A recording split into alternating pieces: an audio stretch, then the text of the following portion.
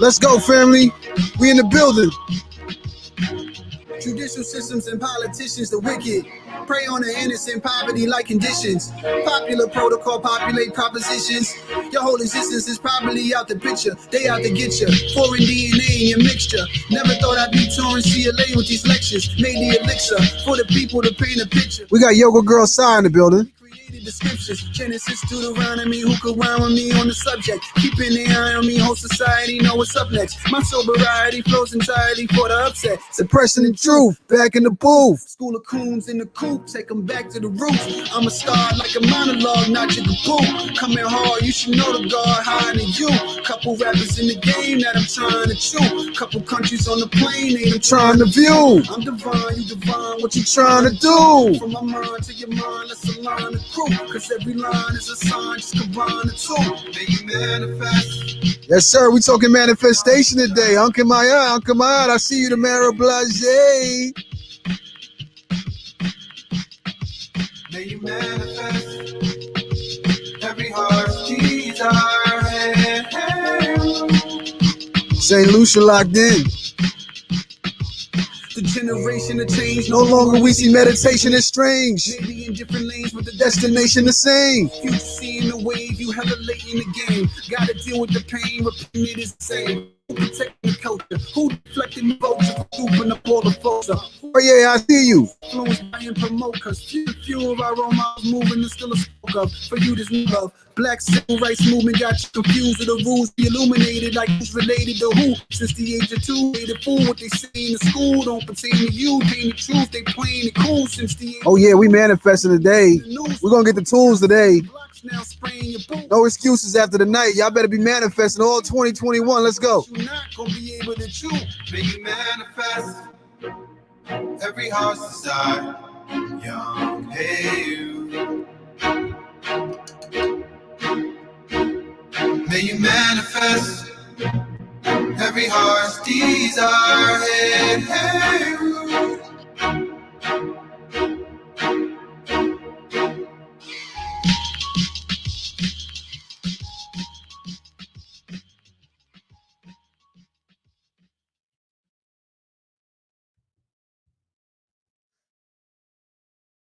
Yes, sir. Yes, sir. That's that manifest. And if you don't know, it's available on all streaming platforms. Welcome to the Tap In Podcast. Welcome to the Tap In Podcast. I am your host, Brother Jamal Milton. And today we have a special guest. She goes by the name of Yoga Girl Sai.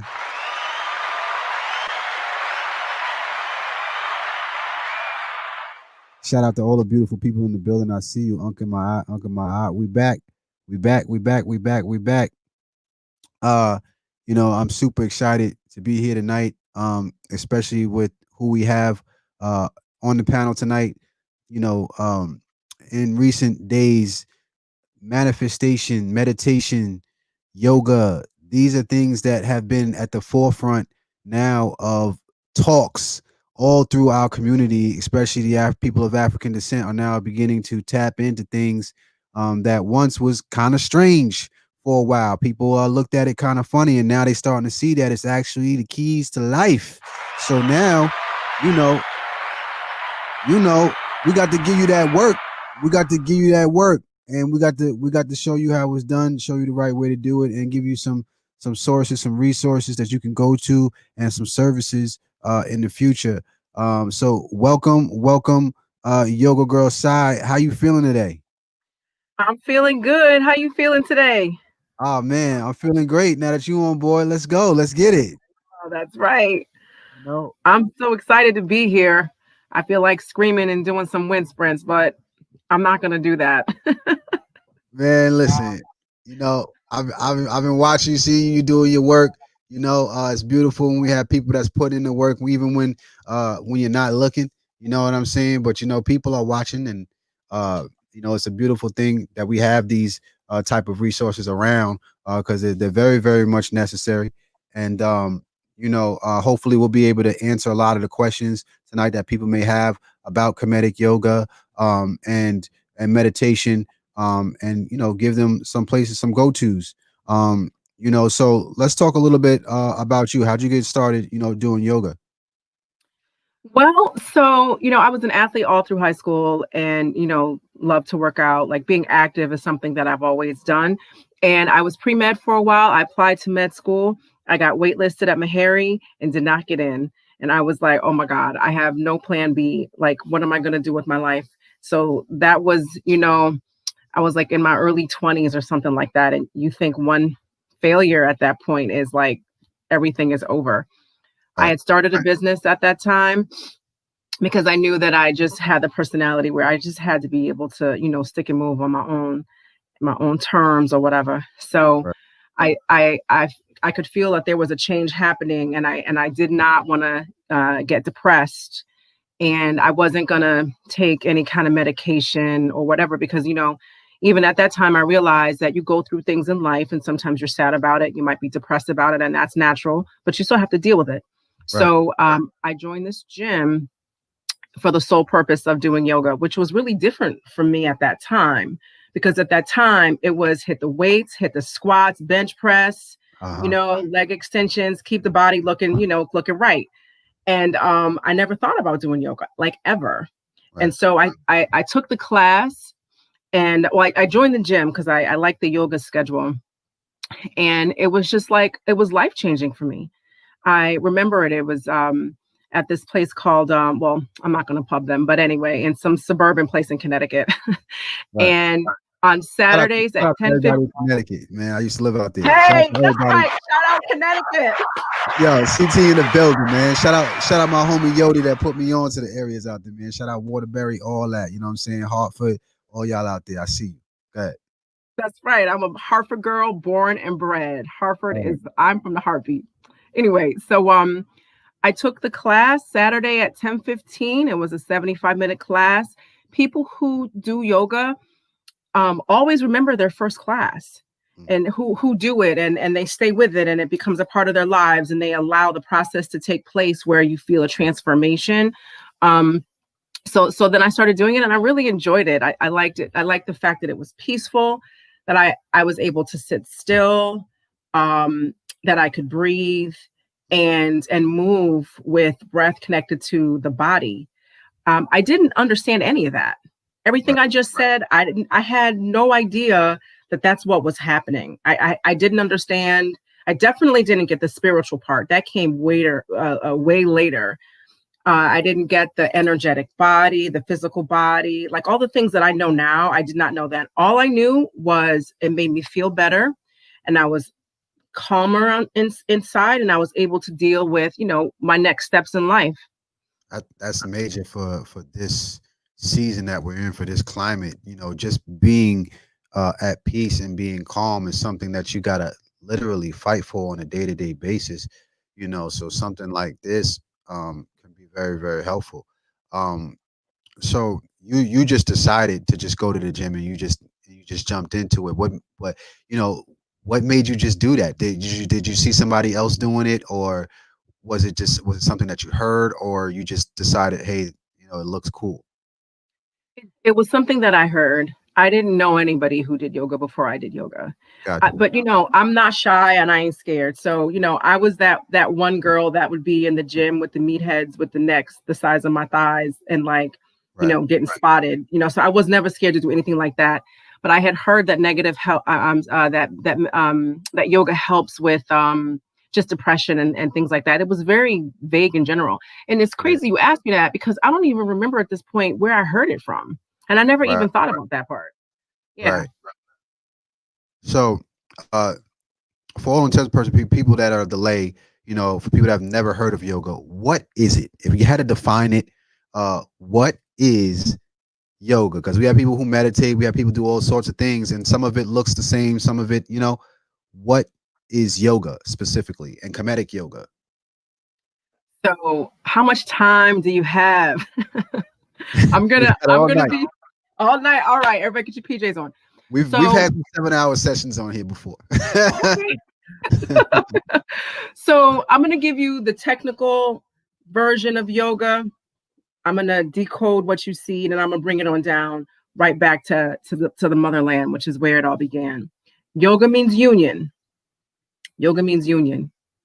Very flat, very bland, very easy to understand because we know what a union is, right? You connect at least two things in a union. So in the practical sense of yoga, what yoga really means when you do yoga, because you just don't think about yoga or write a definition of yoga, it means connecting breath to movement. That is the way that we see yoga. That's the yoga movement that we have nowadays. That's what people see when they see the ads on, social media. They see someone moving. Right. And usually when you elongate, you inhale, and when you kind of bend or contract, you exhale. And so in that very technical connection, that is connecting the breath to movement. Now, when you practice yoga, when you're doing yoga, when you're in the yoga, that is the physiological and physical way that you should do that. And that's what I was doing in 2003 when I didn't know what I know now. Right. I had an idea of elongating, you inhale, and contracting, you exhale from having been an athlete, but I don't even really remember if that's how it was taught. I definitely didn't get connect breath to movement. That's something that I say when I teach, so people can understand physically what they're doing. So there's this connection. Okay. Now let's take it a step further back to the source. Yoga originally was meditation. It was what we call meditation. Just sitting still, finding a place, sitting still, and going within. So you're doing two things. The first, when you're breathing in and out of the nose, you're bringing life, the life force, okay, which we can't really grab or hold, but we need it. And we know we need it, especially in these times. We know we need the breath. We can't grab the breath, but we need the breath. So the breath comes in through the nose and we fill the belly. Right. We hold. Then we exhale and the breath goes out. And you're sitting still. And that was what yoga really was, okay? Inside the body, when you're sitting still, if you want to move, you move. It really truly was an autonomy of your body to connect breath to stillness and breath to movement. Right. Now, when you study Kemet, which is the ancient African word for what is now called Egypt, which means land of the burnt faces, which is us as African people. You go back in the temples and tombs, you see artifacts that predate everything else. Because you're talking about people who brought forth the understanding of science, the understanding of math. So nature created these things. Our people deciphered it and brought it forth. Right. They observed for thousands of years and were able to, you know what I'm saying, create this blueprint so we could understand that. And inasmuch understanding the way we breathe and move and sit still and think and meditate and go inward, they were able to bring forth meditation and yoga. Those things didn't necessarily have a name, you know what I'm saying? Because it was just a part of living. Yeah. So Kemetic yoga, created by Yasir Rahotep and Dr. Hapi, his teacher. Actually, he taught Yasir, just so it's clear. They were able to look at original artifacts in Kemet and see yoga postures. This gets me excited. Maybe it's because I'm a certified Kemetic yoga teacher and I know Yasir and all of that or whatever. But when you see images of yoga postures, that you cannot dispute the dates of those postures that you see with your own eyes. Right. You know, so you know that the origin of yoga was in Africa. Right. Yeah. Major. That's huge. It's huge. It's huge. It's huge because if you have people who think that they can't do yoga because that's not for them, and you tell them, but we're the ones who created yoga. Right. then it takes it deflates the argument for our young Black people, teenagers, etc., to turn to yoga, or for anyone who needs to heal at any age to turn to yoga and meditation for this. I used to teach math, and I was the substitute teacher. And when I would teach math, before I would teach math, I would say, if a really tall person, a really tall man and a really tall woman have a child, is that child most likely going to be short or tall? If this person, can do this and that, what kind of child are they going to have? Well, they're going to be able to do this and that. And I would say, well, why? And they'd say, because it's in their gene pool. It's genetics. They get it from their parents. And so then I would say to them, I would explain to them what Kemet was, and explain to them about the Merkut, which are called pyramids now, but the real name is Merkut and Merkuti for pyramids, plural. Now, and I explained all of that to them, that it comes from their ancestors. Right. And then if you take the word ancestor out of the esoteric and make it like, this is your relative. These are people that were related to you. It's in your genes. Just like those tall people we talked about, it's in your genes.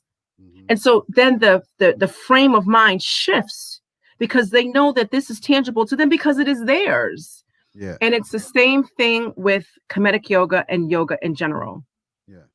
It's crazy because I had a student who said he was interested in yoga. So I gave him some of my Kemetic yoga CDs that I had of Yasir. And I didn't get them back. I don't even know if he knows where they are, but I don't mind. I hope he finds them, and I hope that he uses them, because it's a gateway into the self at so many different levels. The interesting thing that I find is, the fact that it was originated in Africa, but yet when we speak of yoga, we speak of it like it's from India. Like this is something that people like Hindu people do, or even maybe like, a Chinese monk or something. So when we think of yoga, we don't automatically pin it to Africa. And that's interesting how that can just change, like perspective can change with the amount of knowledge that when like you said, when you see it on the walls, of Kemet, hundreds of, thousands of years before they were even in Tibet and Mali and migrating out into Asia and things of that nature. It changes the context of the conversation now, because it's like, well, what are we supposed to be doing with this? Considering this is back when the pyramids are around and things of that nature, and they were doing some pretty awesome things back then. For them to be taking the time to do this, it says a lot. You know what I mean? To take time out of the day to do this is different, because I think that's what we kind of want. We want to know, okay, what was the culture like that helped them to do this marvelous stuff? What were they doing every day that they even thought of stuff like this? And to see that yoga is a part of that, it really changes the conversation. So what would you say is the difference between yoga and meditation? Actually, before we get to that, you had mentioned something about breathing. Breathing is something, obviously, those who are alive, something that we do regularly all day, every day. But I think, with yoga, consciously breathing, like being aware of the air, because it's like it's on autopilot, right? Breathing is one of those things we don't think about, but having to think about it, it's not easy to do. You know what I'm saying? It's an awkward feeling, kind of, because it's something that we just do. You know what I'm saying? So like, how do you get into that mode of just like concentrating on breathing? Like, what is that? Like, what does that consist of? Okay. So let me just say this. When you go through training and you're a teacher and you've practiced. So I had my first class in 2003. I did Bikram yoga from 2005 on, and for a significant part of my whole yoga experience, I did Bikram yoga. I cut my teeth on Bikram yoga. It's 105 degrees. It's 40% humidity. It's 90 minutes. The lights are bright. You cannot talk or move. You breathe, and that's it. And so part of the reason why I was able to learn to breathe is from Bikram yoga, because that was a part of what you had to do to calm down. And in that process, it taught you to separate from your heartbeat and your breath, which before having done that for as many years as I did, it doesn't sound like you could even do that. So I was first physically made aware of the breath in Bikram yoga. It's because you must control your breath or you can't control anything. Now, the actual breathing of learning how to inhale and exhale and into the belly the correct way, if you don't do that form of yoga, which is not appealing to everyone, right? There are a couple things you need to know. And it's going to sound like a lot. And until you do meditation and yoga regularly, it's going to sound like, oh my God, I can't remember all these things. Here's the one thing that you need to remember first off. I'm going to tell you the other layers. When you're consistent, you're going to get it. But here's the first one. The first one is you breathe in and out of the nose. So it's I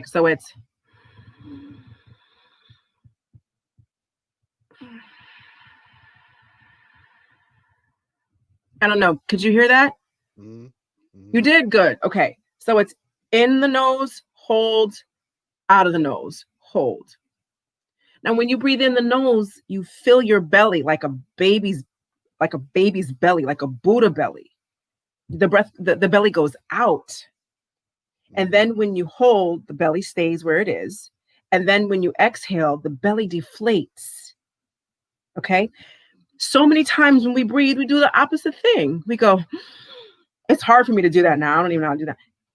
We get tight. We contract here. When we take pictures and we hold our bellies in, everything is backwards. So when I first started teaching meditation, I had people put their hands on their belly so they can actually physically feel their bellies and breathe into the belly, expand the belly. And I show my belly.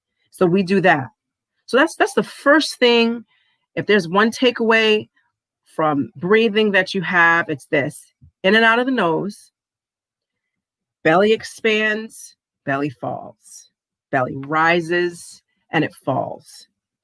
Once you make yourself do that, then you will recognize the difference between how you were breathing and how you are breathing and how you should breathe. And it feels more natural than in other ways when you tense up to breathe and hold your stomach in when you breathe in. It'll become harder and harder to do that. Okay. So that's the first thing. And that's the physical component to it. That's obvious. You can feel yourself breathing in and out of your nose. You actually can feel your belly expanding, rising, and falling. So that's the physical part to it, right? Okay, boom. So you sit with your spine straight up and down, because the spine and the top of the head, that is another physical manifestation. We all know what a spine looks like. We've seen them in, class and blah, blah, blah, whatever. The spine is straight up, not shoulders, just the spine. That is the physical manifestation of the energetic body. So now we get into the esoteric. You can see the belly. That's the first one. We know what a spine looks like. That's physical. You can feel your bony prominence. Then you go to the energetic body. That's when you switch into the other realm. That's when it starts to get all nice and good, right? Okay. So, right. So now we switch from physical to energetic, esoteric. Okay. So now you have your energetic body. This is when you start to activate your chakras, right? The spine has to be straight when you do this. I allow for a lot of different ways that you can sit, all of that. The spine must be straight because everything is aligned around that spine. And if you're hunched over because your spine has curled and it can't be straight, the effort that you take to straighten the spine is awakening that physical body. It's awakening that spiritual body. So you're doing the work that needs to be done in your own body. Does that make sense? So we've got the physical, we've got the energetic, we've got the spiritual. Then after you have that, that's when you get up into the third eye.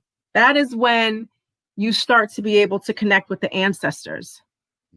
That is when you get the download from the ancestors. You're able to like project things and see things. And let me tell you this.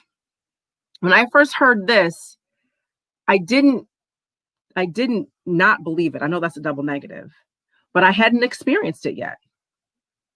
And I didn't understand it. Cognitively, I understood it because it made sense. You have, it goes from all of these phases, blah, blah, blah, boom, third eye, ancestors. Okay, that makes sense. Mm-hmm. But until it actually happens to you, it just sounds like it's not really going to happen, but it happens. Right. And I'm going to tell you this one, I'm going to lay this one layer on it, and then you let me know if you want me to keep on going. So I'm transitioning to vegan. I eat eggs and cheese, and that's it. Everything else is gone. And I'm not bringing eggs or cheese into 2021. So anyway, when I go weeks and months where it's just where I'm eating plant-based and I meditate, you physically feel clearer in your head and physically feel clearer in your sinuses. Mm-hmm. So again, it's the physical part first, right? Mm-hmm. So then when you inhale and you're sitting and you're meditating, especially right out of bed, mm-hmm. the messages you get are so clear. Yeah. So clear. It's crazy. Like you wouldn't, like, it sounds like this is not real, but it is. Mm-hmm. And so more recently, and now this sounds a little crazy, when I'm meditating, I hear music, but it's not music that I've recently played. It's not music. I don't even know where this music is coming from, but it's like I have this instrumental part into the meditation. So anyway, the long and the short of that part is when you get into the esoteric, you open up this space in your mind that you don't, like, you're almost like a visitor in your own mind. It's crazy. Yeah. It's wild. I love it. Yeah. I can relate to that in terms of meditation. I could only imagine when you align the physical body to it, it enhances that tremendously. So I guess those synapses are just like firing on all cylinders because you're aligned, you know. When I first started my walk in consciousness, it was one of those things where, I fasted and, changed my diet and went completely vegan and things of that nature. And just from that alone, it, like you said, it just clears your mind to where it's like you can do whatever you want to do at like lightning speed, and you can gather a whole lot of intel and retain a whole lot of knowledge and like apply it in an applicable in a formatted way to where it's just not everywhere. You clearly know what you're doing from beginning to end. So when would you say is the best time to do yoga? Is it in the morning? Is it at night? Could it be any time? Like, what does your regimen look like for when you go in? So it depends on what you're trying to do. In the morning, I get up and I meditate. I keep my mat right below my bed. I get comfortable. I might fidget a little bit with the heater because it's cold in the Northeast, blah, blah, blah. And I meditate. Then I move around a little bit on my mat. And then I do the sun salutation, the Kemetic sun salutation. I don't really, it's yoga, but I don't really count that as yoga because that's like my personal, that's how I get up in the morning. You know what I'm saying? That's like my morning routine. And I might stretch a little bit. Then I do my prayers. Okay. So I would say the best time to do meditation, if you really want to connect to the ancestors, if you really want to clear your head, if you want to address something that's bothering you, if you want to go inward, the morning is the best time to do it. You want to try to catch that before the sun comes up. And it's worth it to set up your space the night before, so you can just jump right to it. Okay. So that's the best time to have that effect.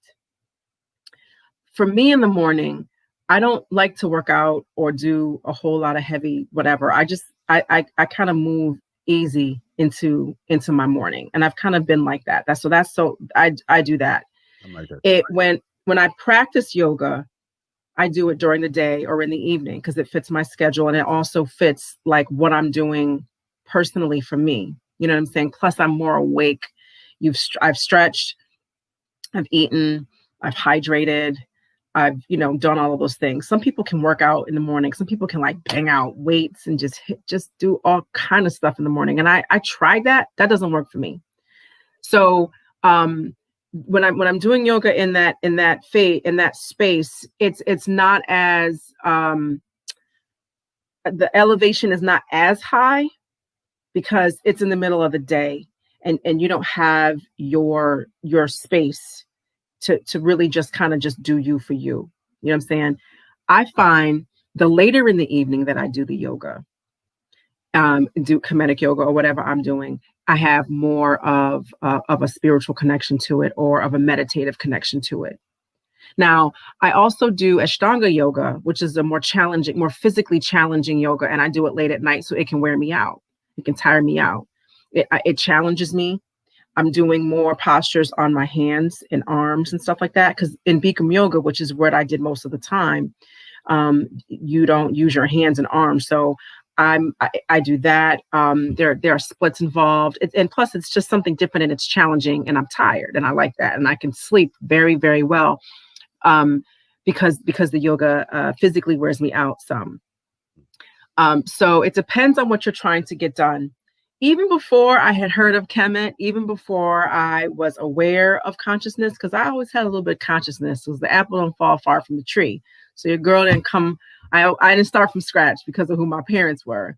But I always liked when it was really, really late at night, because I felt like the earth was asleep and everything was quiet. And I liked, you know what I'm saying? And liked it that way in the morning. And so I understand now that late at night when the earth is quiet is Amun Ra. And early in the morning when the sun is rising, or right before the sun rising, is Kepa Ra. So in that little space is the best time to be still, to come with. It is the best time, okay? Yeah.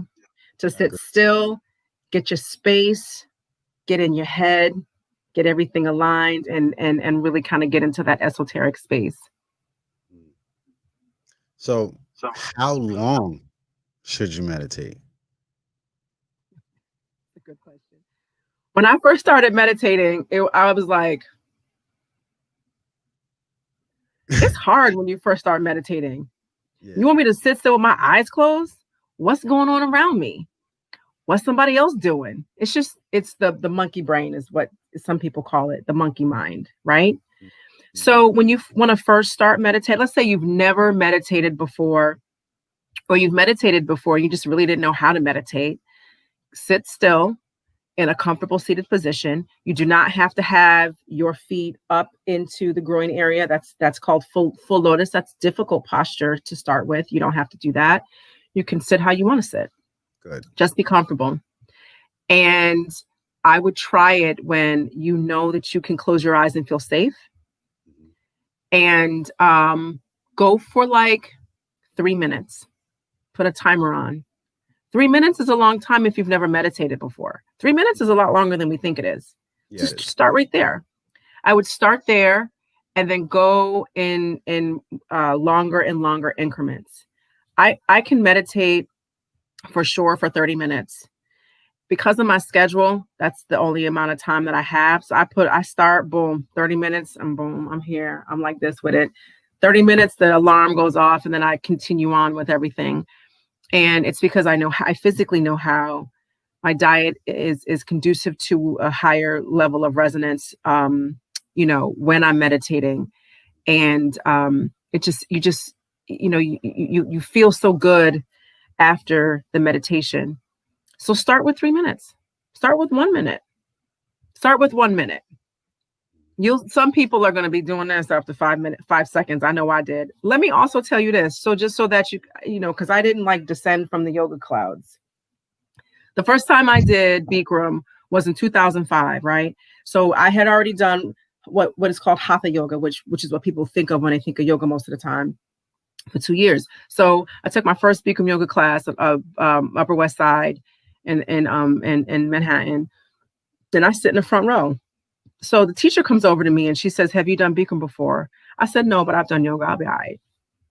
And she was like, "Why don't you just move to the second row?" I was like, "All right." I'm thinking to myself, I got this. Like, I'm Cy Singletary. I got this. Right. They turned that heat on, cranked up that heat with the humidity. I was like, what? I was like, I can't. And then we started the first breathing exercise. I was like, I ain't about to be up in here for 90 minutes. I'm out. And I was like, I'm going to leave that $10 mat I got at TJ Maxx. I'll go get me another one. I'm going to grab my sweatshirt and my Birkenstocks and I'm out. And so I waited for the teacher to walk past me, but I was looking at the door and I think she saw me because she walked by and was like, "Don't leave, you'll never come back." And I was like, oh my God, that class. So I'm in the class, like I'm thinking to myself, I'm in it. I'm like, dang, I'm up in this John for 90 minutes. Right. So then I was like, I'm here, I might as well try and, you know, take a look around. And I saw such inner stillness and inner peace and inner strength from the people in the front row and just the people all around me. And they were holding space for me to act a fool a little bit, trying to run out, while they were maintaining, you know, just the stillness within. I didn't have those words to explain it at that time, but I knew that that's what I was looking at. Right. And so over time, you see other people who come to class who are new, who are fidgeting, they're trying to escape all of that too. So wherever you are in a yoga journey, for people who are watching in meditation, listen, all you have to do is try, and you keep going and you keep getting, you're only going to get better at it because the benefits, you physically feel them like immediately. Yeah. So somebody asked, what would you suggest for people that work nights? Said that they've been struggling with, like, if you can, working at night and then you want to meditate. So how does that work? So when she so if you're working nights, then it depends on what you want your yoga to do. If you're working nights and you're coming home and you'd like to sleep, there's certain types of meditation and yoga that will help you go to sleep, help you fall back to sleep. What I would do after working nights, if you work third shift, jump in the shower, come back. You can sit down and meditate, or you can do some simple yoga postures, maybe a 5 or 10, 15-minute routine, and that'll help you sleep. Because if you're sleeping when the sun is up and you're working when the sun is down, then the circadian rhythms are off a little bit. And right. So, you know what I'm saying? Right. So in order to stay on the schedule that you need, that's what I would do. I would come home. You can create a nice yoga or meditation space very easily and have that set up, jump in the shower, come back out. You feel so good after a shower. And I would do it at that point. Now, if you're trying to wake up, if you're trying to energize to go to work, then that's another type of yoga that you can do. It's going to make you feel rested, but it's gonna energize you. Okay. Whenever you do yoga, you're always going to feel, well, not always, but most of the time you'll feel calm. You'll feel a calming sensation afterwards. But calm does not always mean asleep or lethargic. It means focused. It means that you're going to be at peace. So there are ways that you can do different types of yoga to either put yourself to sleep better, or to just get that kind of calmness that you need to get ready to do what it is you're about to do. Awesome. Quasi 6 asked a really good question. He says, "I'm getting better, but what's a good way to cut the chattering down in my head?" That's such an interesting question because it just shows that we're the universe and we have so many things going on at the same time in our minds, and it's like, who's chattering? Who is that doing that talking? You know what I mean? And how do we quiet that noise that's going on in our heads to prepare ourselves for meditation? That's a good question. And everybody who starts that has that. And that's one of the reasons why you open your eye to see how much longer you have to meditate. The first thing is to recognize the fact that the mind is always working and there's always going to be something that you're thinking about. When you first start, right? So you want to acknowledge the thoughts and then let them go. Like if you see something fall off a shelf and you ignore it, you really would just want to pick it up and put it back and then go on about your day, right? Right. So when you have a thought in your head, I see you thought, I'll see you later.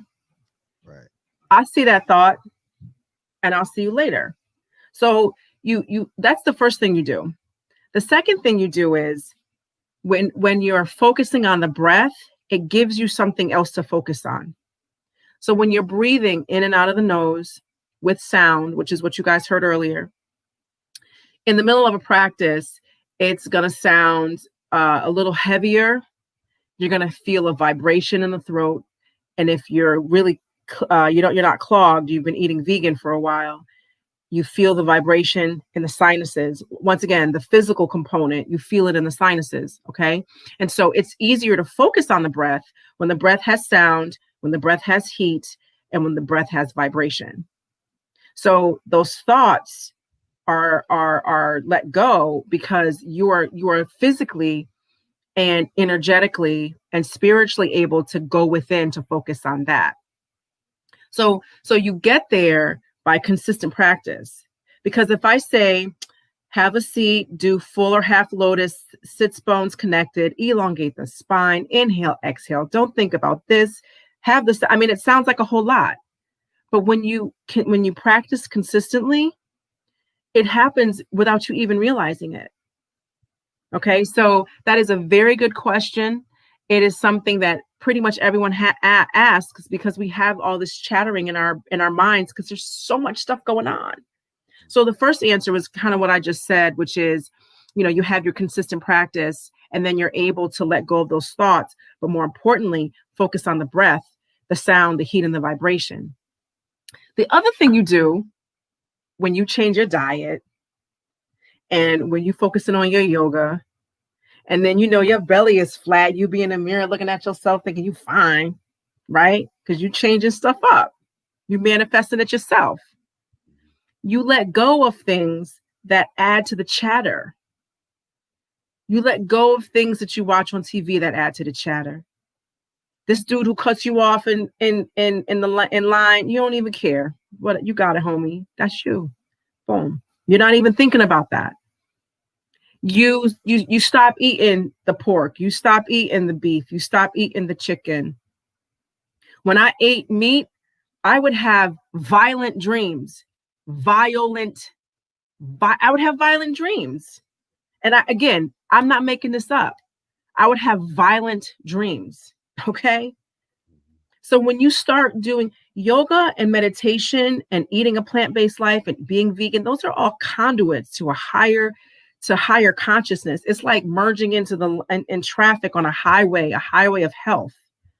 You understand what I'm saying? So the more you do one of these things, the more you want to get rid of things that hinder that, because you're starting to build peace within you. You understand that peace? It becomes, you awaken that peace within you, and then you're able to recognize things that attack that peace or that compromise that peace, and you want to get rid of it. Okay, so it takes a little bit of time. It doesn't happen overnight, but it doesn't happen as long as you might think it happens. Let me tell you this: you'll be doing all of those things before you realize it. And you might not even be able to, teach it, say how a teacher can say it, but you'll be doing it. You'll be living it. One of our guests, shout out Plum Queen. She says, I have one arm. How do I stay in certain physical positions without assistance? And I didn't hear you mention that there was a form of yoga that doesn't use your arms and something like that you had mentioned, right? Yeah. So with Bikram yoga, We don't do headstands or arm stands or use our arms for any kind of balance. So there are postures that you would do them in modification. So the one thing that's good about yoga is really it's just you moving your own body. It's you moving your own body. So if there's a certain posture that is of a different stage or you do it differently, that's perfectly fine, because that's within the realm of yoga, because yoga is moving your body. It's connecting breath to stillness, and it's connecting breath to meditation, to moving your body, you know? So that's one thing. The other thing is our bodies are put together differently, meaning, so like, for example, when you talk about your joints and how, you have your bones connected into the sockets, people's bodies are connected differently. And we saw this demonstration during one of my yoga teacher trainings. And there are just some things that people are physically unable to do. And so if there are some postures that you cannot do because you only have one arm, part of that is just because that is not a posture that you can do, but that's not anything that's unusual in the world of yoga. Right. You know what I'm saying? When I did a Bikram yoga class, this woman was blind. She had a walking stick. She was walking down 145th with the walking stick. She walked up the steps. She sat in the front row. She stood in the front row and she did the whole 90 minutes.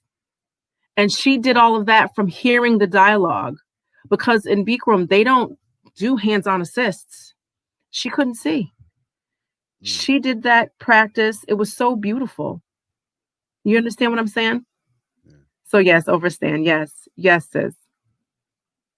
That's amazing. So, do you recommend having assistance or having a partner or an accountability, a coach, like much like an athletic trainer or something like that, to assist you when you're new at it or even advanced? So I say yes and no. I think it's a different way to get into the space, because having someone that you work with gives you a certain type of benefit. So we'll talk about that first. When you have a teacher in a class, the teacher is going to be able to give you specific instructions so that you can put yourself or make changes so that you are more in alignment. You hear people who talk about yoga say you have to be in alignment a lot. And what that means is good form, good posture, straight spine, making sure you're engaging your core when you move your torso, and moving your body the way that your body is set up to move, the way that a body is set up to move, and the way that your body is set up to move. I hope that kind of makes sense.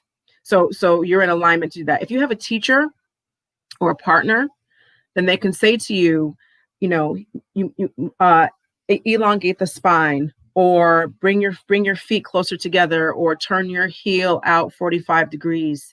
And making those slight changes the alignment. It most likely will make you put you in a more safe way to move your body. And then you get the benefits from that posture. You get those physical benefits, you get the physiological benefits, and all of those things. So in that regard, having a teacher, having a partner, being in a class is something that is very beneficial. Being in a class is very beneficial because you contribute to the class energy. There's energy that's generated when you're in a yoga class. You give to that energy and you receive that energy. It's like a nice circuit. Okay. You can't replace that. Even when you have a virtual group class, there's still some energy in that. That energy is different than an in-house or in-class yoga class, but that's just because the space is different, and that's fine. These differences aren't bad. They're just different. Okay. So now, when you do yoga by yourself, you're able to be more internal. Some people might feel less inhibited because they don't have to be around other people if they feel some kind of self-consciousness about it. And it also helps you to recognize what it is about having a teacher or a partner that you depend on. because ultimately you want to be able to do yoga for yourself, because this is your body. Right. You want to have access to your body. You want access to your body, right? So I like doing all of that. I like being a student. I like, if a yoga teacher is not a student, then that person is not doing it for the right reasons. You're always a student. I hit up Yusir the other day. I'm like, yo, when you gonna have another teacher training? Where's it gonna be?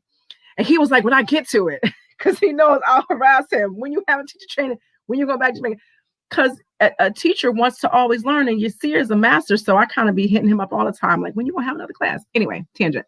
So yeah, being in a group has its energy and its benefits, and doing it yourself has its benefits as well. And neither are wrong. I will say this though, if you want a teacher because you want to get started, then absolutely get a teacher. Right. So do you recommend like any props? You know, what do you recommend as far as products, mats, you know, things that you need, like types of clothing you should wear, you know, for those who are trying to get into it? Because I know, like with me, when I'm starting something new, I want to get all the stuff I need. You know what I'm saying? I like to be ready. You know, like when it's time for me to go boxing, you know, I want to get all the box, the wraps. I want to be ready. Like, you know what I'm saying? So what equipment do you need for yoga or meditation? Okay, so I would say, to get started, you want to have a nice, not, I don't want to use the word heavy, but you want to get a mat that is weighted enough so that when you move and do certain postures, that the mat does not move. The mat defines your space. This is your space. It is your safe space. People are not allowed to step on your mat. Although my dog walks all over it and sits down on the mat. Sometimes when I'm doing live meditations, she be all up in the shot. But anyway, your mat is for you. That's your safe space. And it should be, you know, heavy enough so that it doesn't move when you're moving your legs, because that could be dangerous. If you're tall, you want to get a big and tall mat, because your yoga mat should be longer than you. And when you're laying on your back with your arms down by your side, it should be a little bit wider than you. Okay, so that's the first thing. But you don't need a mat. If you want to get started right away and you have blankets, you want to define your space. It's going to be a little bit harder, but I would get something that defines your space. It's a little bit longer than you and a little bit wider than you when you lay down on your back. That's the first thing. The second thing are blocks. When you're meditating, people are tight. They're tight in their hips. They're tight in their glutes and their hams, and they're tense. And then when you tense, you clench your glutes even more. Okay. And so because of that, people's knees kind of stick up when they cross their legs. So you want to have blocks under that, because then you can release, and the tension that you release goes onto the blocks. Okay. And so I'm pretty flexible. I've always been pretty flexible. And I didn't really use blocks a lot. But when I started using them, just because sometimes you want to try something different, I was like, okay, now I see what these blocks can do. And you see, well, I use the blocks in other ways, not for meditation. But so for meditation, you want to have those blocks under your knees. And then you inhale and you exhale. And when you exhale, you release what you're holding in the hips, in the groin, in the glutes, in the hams, in the knees. You let all of that go. And the blocks are there to catch it. They catch it.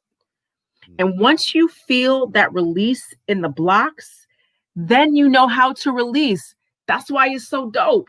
All you got to do is do it once and feel the difference. When you feel the difference, you're like, oh, that's what that is. Yeah. Now you know what tension feels like. Now you know what relaxing feels like. But in order for you to really know what tension is, you have to know what relaxing is so you can contrast it. Yeah. You understand what I'm saying? Yeah. So the other thing you want to have are straps. You want to have a strap if you're working on splits. That you don't need a strap right away. I would get a mat and some blocks first. Straps are for later when you're moving your legs, but you can hold your legs too. So I would put that off on the, like maybe like later. And then also a bolster. Bolsters help you. Oh, you know what? I'm about to go grab. Can I go grab my bolster? Hold on. I hope y'all getting this work, family. She going in. She going in. Get your pad and pen, man. Get your pad and pen. I love it. You know? So these are blocks. I'm such a kid when I talk about yoga. So these are the blocks. Where's the camera? I didn't practice this beforehand. My bad, y'all. These are the blocks. And so when you sit them down, lay them down like this on the ground, under your legs, this amount is relatively good for holding the weight. So these are your blocks. I can't find my strap. I don't feel like running through the house to get that. This is a bolster, okay? And as you can see, the width of it is like the width of a woman's hands. And this is how long it is, okay? It's pretty long. Let me see if I can hold it back here. Oh, there we go. All right. And this way, okay? And so because it's this long, your whole torso can lay on it, all right? So you can lay on that. So, oops, sorry. So when you're using the bolster, you're either laying back on it this way, where the bolster is at the base of the spine, right, and you release the best, or you have it here and it fits the torso, and you lay on it forward. And usually that's when you do restorative. Now I am going to be teaching restorative classes, not yet, but restorative classes. What is restorative? Restorative is the best. Sounds right? Fine. I know, right? So restorative happens when you warm up, you do some warming up, you warm up all the major muscle groups. Okay, you warm that up, then you position the body so that you are laying on the bolster, however it's positioned, and you literally release everything into this bolster and it holds you up. So you might spin, like, say your legs are crossed, you have the bolster to the body, and then you're laying on the bolster on your right side. You do that for like 15 minutes. Then you switch over to the left side for like 15 minutes. And it's like you do like 4 things in like an hour to 75 minutes. Yeah. And your body has released so much tension. And it's like, because there is the bolster is firm. So when you lay on it, you get a stretch. And so you're releasing physically, and it innervates the parasympathetic nervous system such that, it brings the heart rate down. It takes you out of fight and flight and puts you into rest, digest. But this is the rest component. And again, this is when you're able to feel what it's like to have a low heart rate, a low heartbeat. You're resting, you're relaxing, you're releasing, you're feeling. Your mind is activated. In one of my teacher trainings, we did just this. And we were in restorative. And then she brought us out of it. We came back and we talked about it. Now, I've never done LSD, but from what I've heard about it, I felt like I had an LSD trip, because it was like psychedelic, like swirly colors and just these images and like different spaces and zones. And I was like, should I tell these people that this is what I was experiencing? Because they're going to think I'm crazy. Right. So I said this to her, and I was like, well, this is what I experienced. I was like, oh yeah, me too. I was like, good. I thought I was the only one. And so what the teacher said was, you are in such a relaxed state that your mind is able to be activated in a way that it typically is not. Now that's a paraphrase, but that's basically what she was saying. Mm-hmm. And so when I think about what I know now and what I knew then, what's understood is, when the mind is clear, when you've relaxed and you've released this tension, your mind is able to do other things, besides think about what's cluttering it up. Right. One of the physical manifestations of meditation and yoga is lowering your parasympathetic nervous system. This is why meditation and yoga is so important to Black folks, because we need to heal. Right. We need to be able to, I agree. to sit still. You know what I'm saying? To sit still in a safe space and allow ourselves to feel. You gotta do that first. And to breathe. And to be able to contrast the feeling of stress and tension and releasing and relaxing. Because you only have to feel it once to know that there's a difference. Then you want that again. That makes sense? Yeah. So then, you're continuing with the breath, you're continuing, connecting the breath to stillness and to connecting it to movement, and the body is in the relaxed phase. You're innervating the parasympathetic nervous system now. Does that make sense? Yeah. So that is something that is one of the benefits of being able to use a prop. You're not going to be able to do restorative or release without having something to actually hold you up. The blocks hold you, and the bolster can hold you in different other ways, and the blocks can hold you in different ways as well. But those are the two that help the most in terms of releasing tension and releasing stress. So, what would you say, like, as far as invoking, when you're in meditation and in yoga, invoking deities into the process? Have you attempted to do, because one of the things I like to do, my opening of the way and things of that nature, and I do it a real unorthodox way, depending upon how I'm feeling and what I need to invoke. So when I'm in, a state of meditation, and I incorporate yoga, I'm not the most flexible person in the world. I'm like really unflexible. Like I'm like the worst. Um, do you see it conducive to invoke deities into the process, or is it something where you should just let everything go and just be blank? Like, do you think? What do you think? So we're never blank. Right. We're never blank. I understand what you mean when you say clear the mind. Yeah. And then you're able to focus on the breath. What I do is it invites the ancestors. I call upon the ancestors. You can also call upon whichever Netzeru that you want to embody, that you want to invoke. You definitely can call on the Netzeru at that point in time.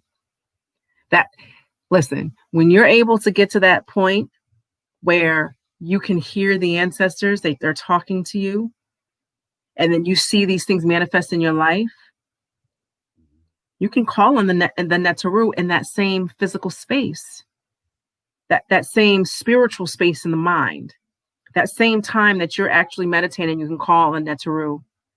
That type of interaction happens when you're able to sit still. You don't have to sit a certain way. Just sit still. You can sit in a chair. When I leave meditation, I can see myself tapping into like Oshun, so I can be more like water, more flexible, and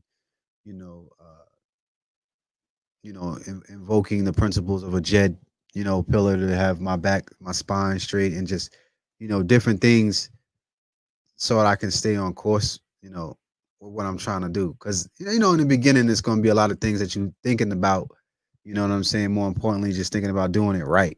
You know what I mean? You don't want to mess it up. So it's like, you're going to need some assistance.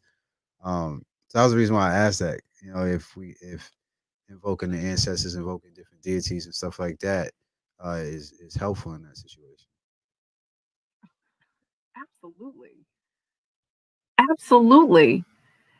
So let me say this: there is no doing it right or wrong. That's TV. That's the Instagram ads you be seeing when somebody is like long and lean, and she can put her foot up to the ceiling. Yeah, and they be doing crazy stuff. I'll be like, yo, me too. I'm good at some things. I'm good at a lot of things, but flexibility and doing all the crazy, that just ain't me. I wasn't built for it. For real. That's like I'm at like a -10 on that. Well, here's the thing. Here's the thing. Flexibility is not the goal. The goal is to release the tension. Right. That's what inflexibility is. Right. That's what it is. And so you want to do it in a safe way, but there is no right or wrong way. And then there's some things that you can do, some things you won't be able to do because of the way your body's put together. When I was in one of my teacher trainings, one of the teachers said, it was me and this other girl. She said that we have unusually flexible backs. And I never thought about anybody else's back, but I did take a peek and I noticed that we were deeper into down dog or pyramid. And so other people couldn't do that.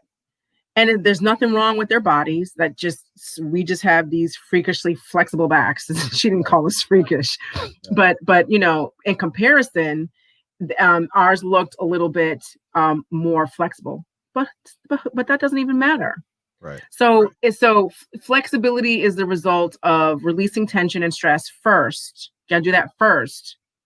Then you stretch fascia around the muscles to give your muscles space to increase flexibility. There's a whole science behind flexibility.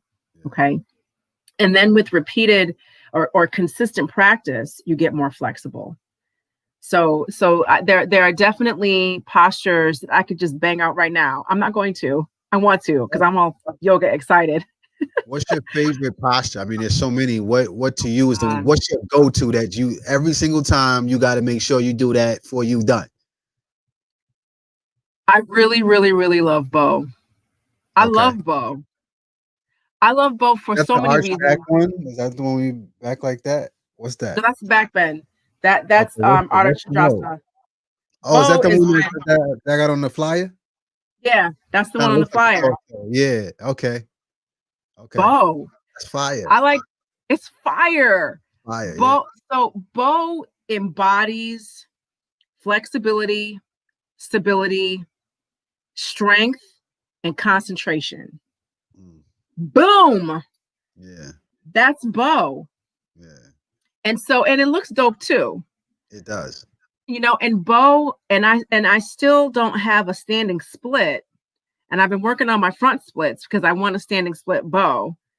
And the standing split bow is fire. That's when yoginis be like, what's that? Standing split bow in the house. Like we be getting so excited over something like that. So I really like that posture because it's always, for me, like a gut check on where I am.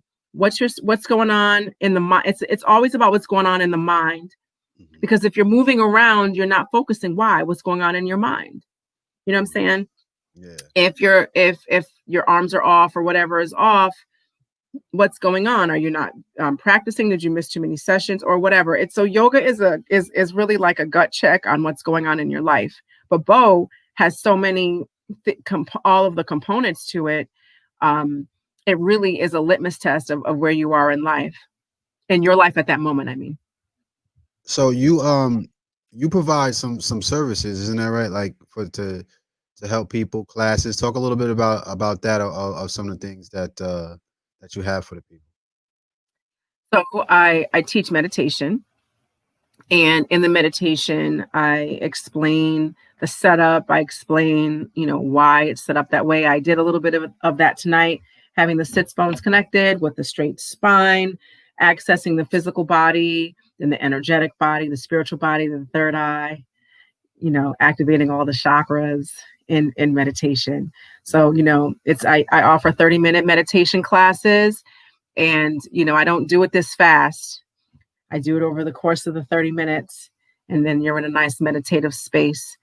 It's my goal to teach you how to meditate on your own, because you want to do it in a group, because we are social creatures and beings, and we need the collective energy. We can never let go of the collective energy, but you also have to be able to do it on your own. So you can do it in the morning, and you can do it when you need to functionally and practically use it in the real world. I also teach group yoga classes. I teach Kemetic yoga and Hatha yoga. And Kemetic yoga, we discussed, is the oldest yoga. There are certain postures in Kemetic yoga that you will not find in Indian yoga. You will not find them anywhere. You will just find them in Kemetic yoga. When I do Kemetic yoga, I feel a spiritual connection. It's because Kemetic yoga is done slower, with the rule of 4 breathing, with geometrical progression of each posture. And coming in and out of those postures, the feeling that is generated from those postures, really, it's synergistic, and it seamlessly connects the physical, the energetic, the spiritual bodies together. You really feel that one. And so I also have a morning stretch yoga, which is hatha yoga.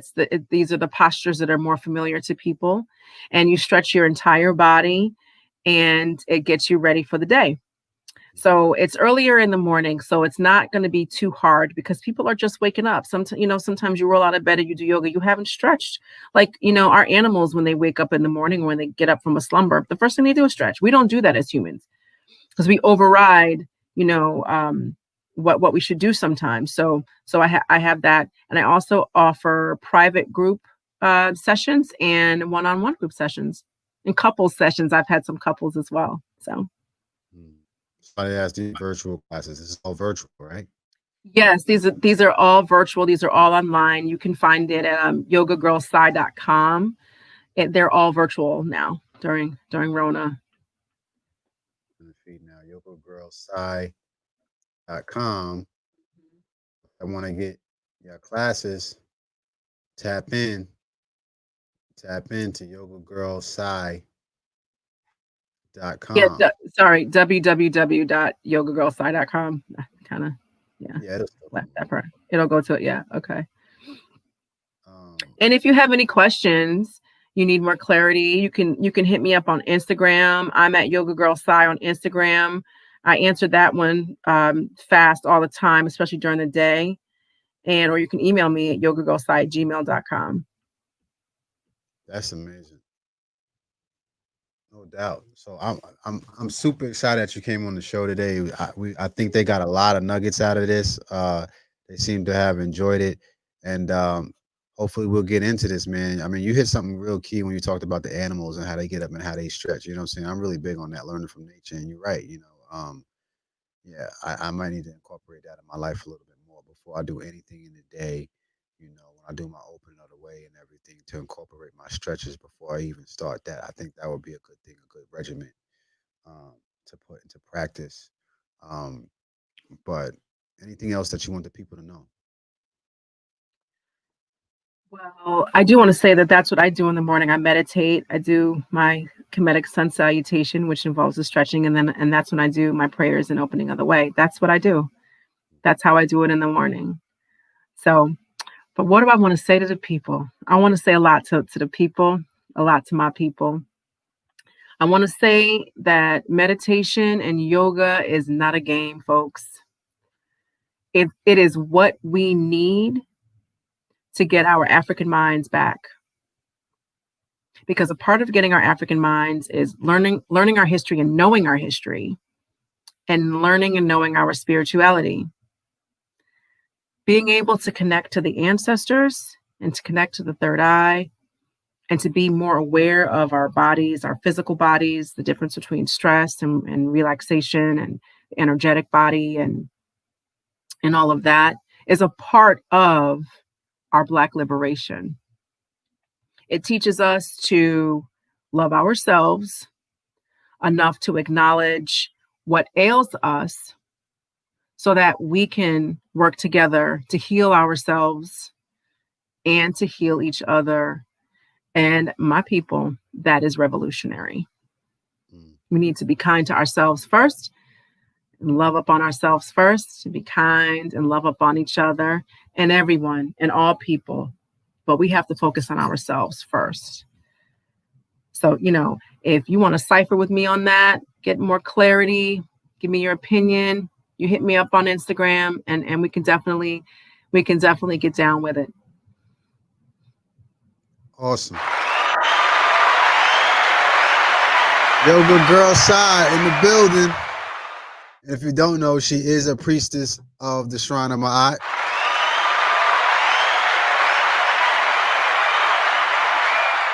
Make sure y'all tune into the Shrine of Ma'at, our bi-weekly ascension services under the tutelage of Jabari Osaze and Sister Anika Osaze as well.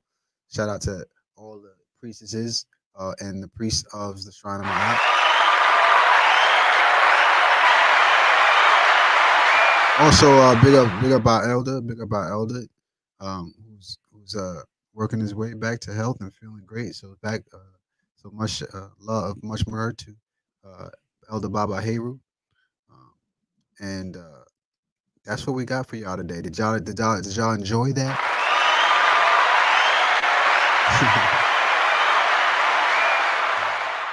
So Sai's been my accountability partner. She's been texting me in the morning to get up and do my meditation, what I'm saying, and do my yoga. So I'm looking forward, to really tapping into this even more regularly.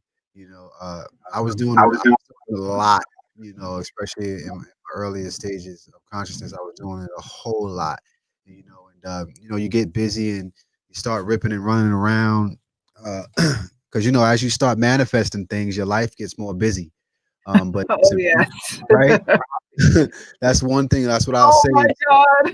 Doing this, you're gonna start manifesting some things.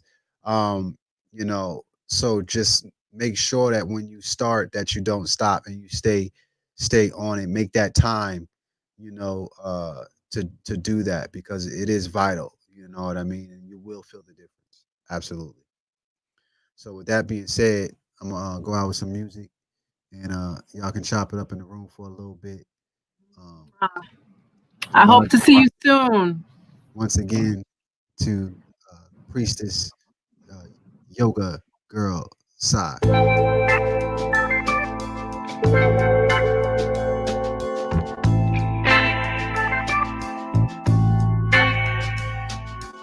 She move her body like a shaman. All in my head, so much in common. Just say that word, baby, I'm on it. If this ain't love, then I don't want it. She move her body like a shaman. All in my head, so much in common. Just say that word, baby, I'm on it. If this ain't love, then I don't. Yeah, I've been looking for a while. One who compliments my style, then who's pheromone so irresistible, it drives me wild. She ain't got no time to flex, way too blessed to be here stressed. Ain't compatible with no vibrations, nothing like the rest. No, I don't know nobody. When you get down, want you to be around. Come close to me, baby. She move her body like a shaman. All in my head, so much in common. Just say that word, baby, I'm on you. If this ain't love, then I don't want it. She move her body like a shaman. All in my head, so much in common. Just say that word, baby, I'm on you. If this ain't love, then I don't. I just wanna see you smile. Keep my number on the dial. I anticipate and cannot wait until you come around. Cause I just wanna take you home. Citadel and set in stone. You should never be alone. You with me, with me, with me. I don't know nobody. When you get down, want you to be around. Come close to me, baby. You move her body like a shaman. All in my head, so much in common. Just say the word, baby, I'm on you. Just say that I don't want it. She move her body like a shaman. All in my head, so much in common. Just say the word, baby, I'm on it. Just say that I don't want it.